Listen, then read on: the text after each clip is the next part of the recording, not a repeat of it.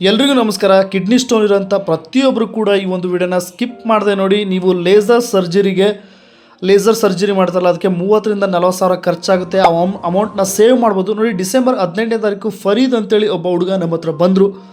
ಅವ್ರಿಗೆ kidney stone ಆಗಿತ್ತು. Sir, ನನಗೆ ಈ ಥರ ಸ್ಟೋನ್ ಆಗಿದೆ, 5 ಸ್ಟೋನ್ ಇದೆ, 6.2 mm ಇತ್ತು, ವಿತ್ ರಿಪೋರ್ಟ್ ಸಮೇತ ಬಂದಿದ್ದರು.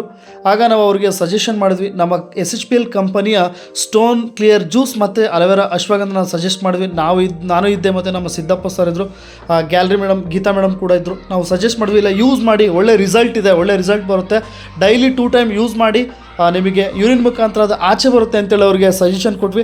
ಒಳ್ಳೆ ರಿಸಲ್ಟ್ ಬಂತು. 4 ಸ್ಟೋನ್ ಆಚೆ ಬಂದಿದೆ, ಇನ್ನೊಂದು ಮಾತ್ರ ಪೆಂಡಿಂಗ್ ಇದೆ, ಅದು ಕೂಡ ಆಚೆ ಬರುತ್ತೆ. ಡೈಲಿ ಯೂಸ್ ಮಾಡ್ತಾ ಅದು ಕೂಡ ಆಚೆ ಬರುತ್ತೆ. ಹಾಗಾಗಿ ಪ್ರತಿಯೊಬ್ಬರು ಕೂಡ ಆದಷ್ಟು ಈ ಒಂದು ವಿಡಿಯೋನ ಶೇರ್ ಮಾಡಿ. 30,000 ರಿಂದ 40,000 ಅಮೌಂಟ್ನ ಖರ್ಚು ಮಾಡೋದನ್ನ ಕಡಿಮೆ ಮಾಡಿ ಈ ಪ್ರಾಡಕ್ಟ್ನ ಯೂಸ್ ಮಾಡಿ.